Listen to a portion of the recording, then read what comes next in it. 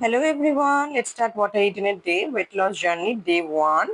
Morning এ weight ছিল 65.75. দেন খেয়েছি একটা ফ্যাট কাটার ড্রিঙ্ক, টার্মারিক, গোলমরিচ আর আদা জিঞ্জার দিয়ে একটা ফ্যাট কাটার ড্রিঙ্ক খেয়েছি। আমন্ডসও খেয়েছিলাম, সেটা শর্ট নিতে ভুলে গেছি। পাইনাপেল স্মুদি ছিল আজকে উইথ সবজা সিড।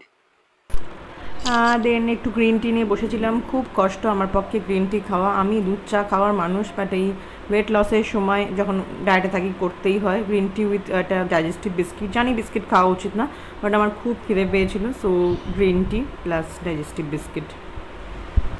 খুবই কষ্ট দুধ চায়ের জায়গায় গ্রিন টিতে বিস্কিট ডুবিয়ে খাওয়া। চাকে চা বলে মনে হয় না, টি বলতেও ইচ্ছা করে না, কিন্তু যাই খেতে হবে। Good morning.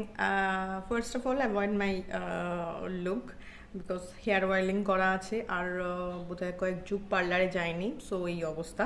যাই হোক, সেটা যেটা বলছি আমি, সকালে আমি দেখিয়েছি আমার ওয়েট 65.7।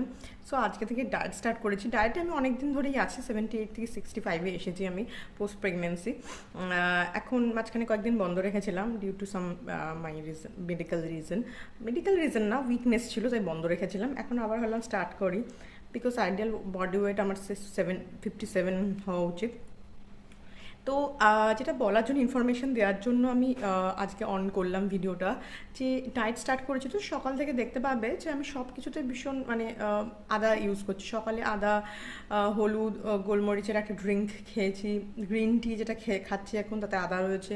রাতের ডিনারে আদা থাকবে, দুপুরের লাঞ্চ আদা থাকবে। এর কারণ হচ্ছে আমার না ইনফ্লেমেশন আছে বডিতে। এবার সবাই জিজ্ঞাসা করবে ইনফ্লেমেশন আছে জানলে কী করে। আমি ইএসআর টেস্ট করেছি, ব্লাড টেস্ট, তো ইএসআর আমার বেশি থাকে সবসময়। সো আমার না বডিতে ইনফ্লেমেশন আছে।